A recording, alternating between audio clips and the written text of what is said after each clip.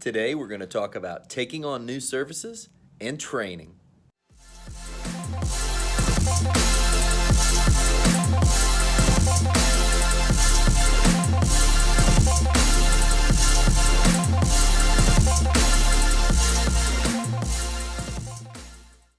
All right, guys, let's get into this. I had someone ask me, getting into a new service like hardscaping, whatever service that is to you. We got into interior painting. We're getting into building decks. I mean, this and that and the other. How to make that transition, how to justify equipment, how to get headed in those directions. Also, short note, if you like this stuff, if you like things we've been going over, hit the like button, leave a comment. If you hate it, leave a comment or hit the thumbs down button. Give us feedback. Hit that subscribe button. When you hit subscribe, make sure you hit the bell so you get notified on everything that's coming up. Also, I'm in the office this evening about to getting ready for our 6 o'clock meeting, and I've got a 5:30 interview. Team leader meeting. It's something that's went along with training, getting feedback from our guys on how we can make this company better. Back into it though. So how do you get into that? How do you justify new services or the equipment? Now, to tell you like the equipment, what you need to buy, all of those things, that's kind of a personal thing. Where's that breaking point for you?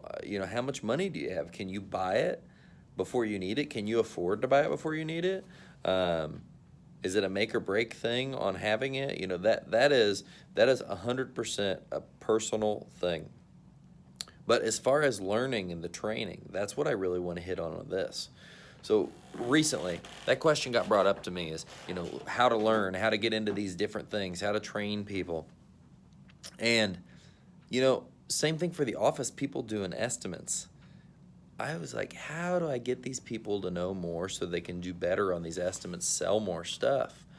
And I was laying in bed probably 3 nights ago, and I realized, man, how did I learn to do this stuff? I did have some general knowledge because I worked for a lawn and landscape company for a few years, and I was a landscape foreman and worked on mow crews and stuff too. But that wasn't really it, because when we worked there, we didn't do the greatest work. Some of the paver stuff I did was like they threw me out there and I just did it because I can build stuff. And so I got thinking the other day, how did I start learning more and learn professional ways and do all of these different things to bring on these new services or go out and learn and do better and have high quality stuff? And honestly, I researched and I used YouTube.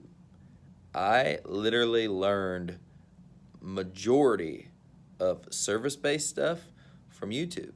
I picked out guys and looked into the way they were doing it and realized and read enough to realize the way they were preaching was one of the better ways, if not some of the best ways, to install pavers, to install concrete, and to do estimates and this and that and the other.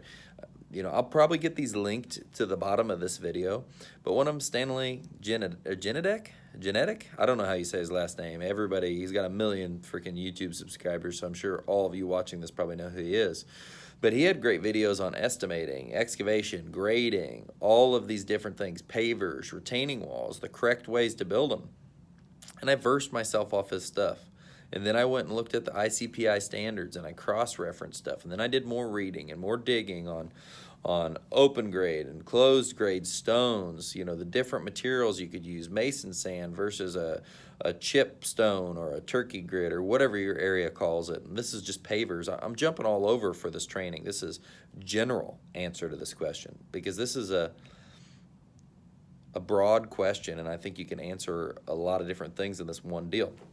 So as I was sitting around thinking about this the other night, I was like, man, I remember a lot of those really good YouTube videos. I'm going to start adding playlists to my YouTube channel, and I'm going to point all the guys to it. I'm sure we're going to make training videos and things like that for our own team as we go. But so on top of that, we're going to be able to have all of these. So far, I'm working on a concrete playlist. That's how I've learned everything on concrete. And so that's Odell's Concrete is almost all the videos on there. There's not much about estimating, but you have to find out from your own general area. Then there is a paver one, a wall one, and a general estimating. And that is typically how we've learned everything about services, how we've educated ourselves, how we've became more professional and made sure we're doing the right things. And so we're going to spread that out to our estimators and then our staff even more. So it's not just one or two of us that know, that are training people. Everyone can start to get more of this information. To jump back to the equipment question, it's a really hard question to answer. That's a lot of self-justification that needs to happen there. And a lot of these situations, if you can't afford it yet, just rent until you find out you like something. And then once you like it, once you start getting the work, once you see that this is consistent, at some point you're going to have a certain amount of faith, jump into it, and get what you need. So, guys, that's how we've trained. That's how we've learned. That's a really new idea to us to start using this for everybody else and make sure our team's better educated so we can do better work, sell more work, and have better jobs for everybody. See you guys soon. Bye.